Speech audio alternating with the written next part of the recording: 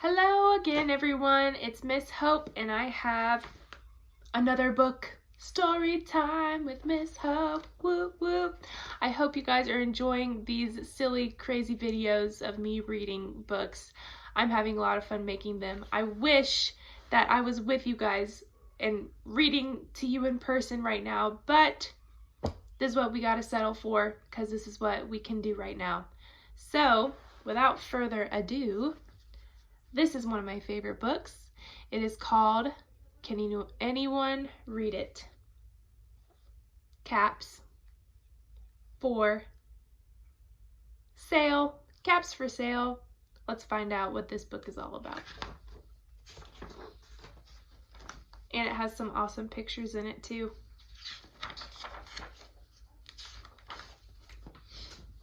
Once there was a peddler who sold caps.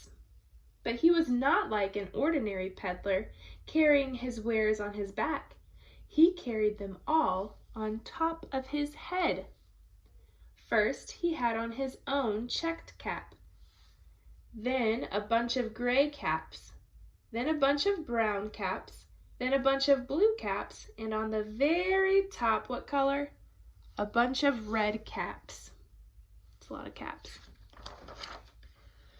He walked up and down the streets, holding himself very straight so as not to upset his caps. As he went along, he called, "Caps, caps for sale, 50 cents a cap." You guys know cap is just another word for hat, right? It's a different type of hat that you can wear. It's called a cap. Like a baseball cap, some people call it that, ball caps, right? I think so. One morning, he couldn't sell any caps. He walked up the street. He walked down the street, calling, "Caps, caps for sale, 50 cents a cap." But nobody wanted any caps that morning. Nobody wanted even a red cap. He began to feel very hungry, but he had no money for lunch. "I think I'll go for a walk in the country," said he. And he walked out of town slowly, slowly, so as not to upset his caps. There he is, walking. He walked for a long time until he came to a great big tree. "That's a nice place for a rest," thought he. And he sat down very slowly under the tree and leaned back little by little against the tree trunk so as not to disturb the caps on his head. Then he put up his hand to feel if they were all straight. First his own checked cap, then the gray caps, then the brown caps, then the blue caps, then the red caps all the way up top, on the very top. They were all there. So he went to sleep. He slept for a long time. When he woke up, he was refreshed and rested. But before standing up, he felt with his hand to make sure his caps were in the right place. All he felt was his own checked cap. Uh-oh, what happened? He looked to the right, no caps. He looked to the left of him, no caps. He looked in the back of him, no caps. He looked behind the tree, no caps. Where did all the caps go? Then he looked up into the tree, and what do you think he saw? What do you think?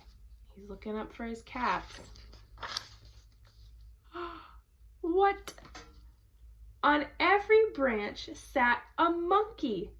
On every monkey was a gray or a brown or a blue or a red cap.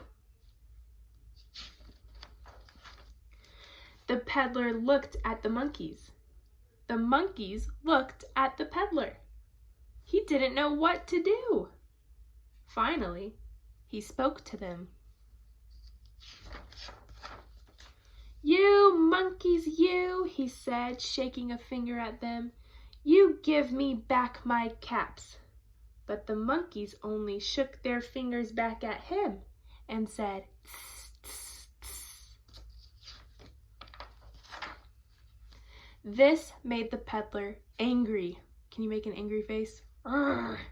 So he shook both his hands at them and said, you monkeys, you give me back my caps. But the monkeys only shook both their hands back at him and said, tss, tss, tss. Oh no. Now he felt quite angry. He stamped his foot and he said, you monkeys, you better give me back my caps. But what do you think the monkeys did?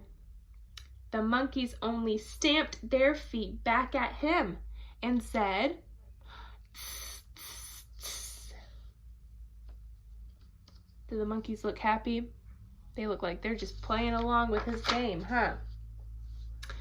By this time, the peddler was really very, very angry. He stamped both his feet and shouted, you monkeys, you must give me back my caps.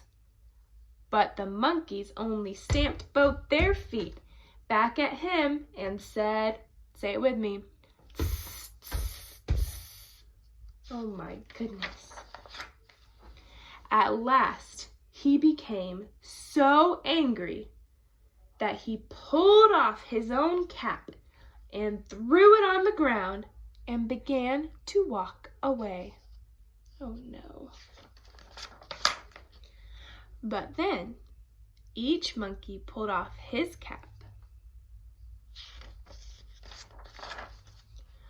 And all the gray caps, and all the brown caps, and all the blue caps, and all the red caps came flying down out of the tree. Look at all those caps. So the peddler picked up his caps and put them back on his head. First his own checked cap, then the gray caps, then the brown caps, then the blue caps, then the red caps on the very top. And slowly, slowly, he walked back to town calling, caps, caps for sale, 50 cents a cap. Oh, the end. What was your favorite part about that story? Did you have a favorite part? My favorite part is when the monkeys are mimicking, that means copying everything that he does. They're like playing Simon Says with the man, and he's getting very frustrated. I think that's a funny part. I hope you guys enjoyed the story, and I hope you are staying safe and being healthy, and I cannot wait to see you all soon. Bye!